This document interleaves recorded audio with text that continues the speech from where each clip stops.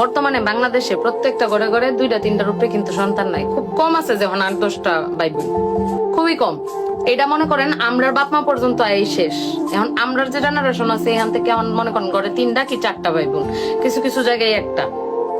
তো আগে যখন অনেক ভাই বোন ছিল তখন এনে মনে করেন 6টা বোন থাকলে 5টা ভাই, 5টা বোন থাকলে 6টা ভাই, বা 3টা বোন থাকলে আরো 6টা ভাই। তো একটা মেয়ের বিয়ে দিছে, 2টা মেয়ের বিয়ে দিছে, 3টা মেয়ের বিয়ে দিছে। তো একটা মেয়ে যদি মারাটা ফোন করে কইছে আম্মা এরা আমার এটা করে আছে, মারা কি বুঝ দিছে জানেন? বাবা সংসার এরমই, এবার কইরা খাওয়ান লাগে, এবার বাড়তির রাহ ধৈর্য ধরো, দেখবে একদিন সংসার সুখে রইব।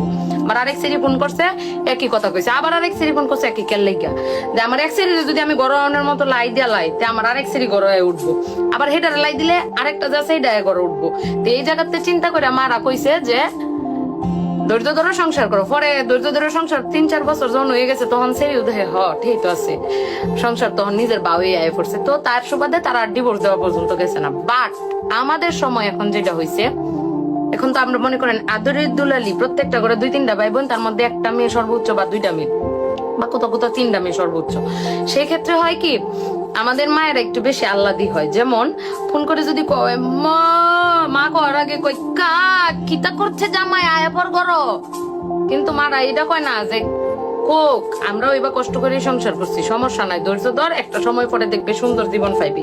এটা না কয় কিতা কোন নবাবের ফুতে এটা কইছে। আর বাপ আছে কিছু ডিউ লগে লগে কইব কি আইয়া পরে পরে দেখতাছি, কিন্তু একটা বার এটা চিন্তা করে না বাপ মারা, হেরা দেখতেছে বিয়া দেলছে সেটির জীবন, কিন্তু একবার বিবাহিত জীবনে মেয়ে যখন পা দিয়া ফেলে পরবর্তীতে মেয়ের যখন সংসারটা ভাঙে তখন কিন্তু সেই মেয়েটারই সবকিছু গ্রহণ করতে হয়। তারাও কষ্ট পায়, কিন্তু যে মানুষের কাছ থেকে যে খারাপ খারাপ কটু কথাগুলা বা পরবর্তীতে বাপের বাড়ি এসে থাকলে সেই বাপের বাড়িতেও যে তার লাঞ্ছনা গঞ্জনাটা সহ্য করতে হয় সেটা কিন্তু মেয়েরই করতে হয়। তো সাময়িকভাবে তারা চিন্তা করে যে আমরা জিতলাম, আসলে না, ওই বাপ মা এবং ওই মেয়েরা ঠকে। তো যতদূর সম্ভব কষ্ট হোক, যন্ত্রণা হোক, যা মন চায় তা হোক, স্বামীর বাড়িতে দাঁতের মধ্যে দাঁত কামড়ায় টিকে থাকাটাই আমার কাছে মনে হয় সব থেকে ভালো বুদ্ধিমতির কাজ। কারণ কি বিয়ের পর প্রথম কিছুদিন অনেক কিছু সমুদ্রের মতো লাগে, পরে আস্তে আস্তে সেটা নদী হয়, তারপরে সেটা দিঘিতে রূপান্তরিত হয়। তো একটু ধৈর্য ধরতে হবে। পাশাপাশি মেয়ের মা এবং বাবার একটা মুখ্যম ভূমিকা আছে এই ডিভোর্স মানে প্রতিরোধ করার ক্ষেত্রে। সেটা হচ্ছে মেয়ে যদি কয় লগে লগে আপনারা কওয়া যাবো না, আপনারা কইতে হইব কে না, এমনি সংসার করতে হইব কর, একটা সার্টেন টাইম পরে ধৈর্য ধর, তুইও পারবি কে আপনার মায়ের। এটা খালি দেখবেন যে এবার জানি হাত না তুলে, বাদ বাকি মুখ দিয়ে কইলে কি এমন হয়, কোক না কইলে কি হয়, ফুটকা পরে না।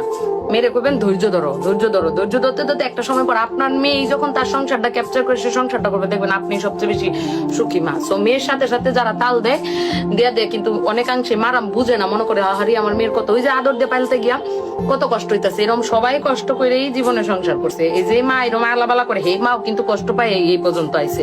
সো মেয়েদেরকে এই ক্ষেত্রে লাইডা না দেওয়া আমার কাছে মনে হয় সব থেকে ভালো ডিসিশন। আর এটা যদি আমরা বাপ মারা একটু টেক কেয়ার করি যে না সংসার করতেছে জামাই নয় 2টা কটু কথা, জামাই তো কইছে, অন্য কেউ তো আর কইছে না, এইভাবে যদি চিন্তা করি তাহলে কিন্তু সমাধান হয়ে যায়।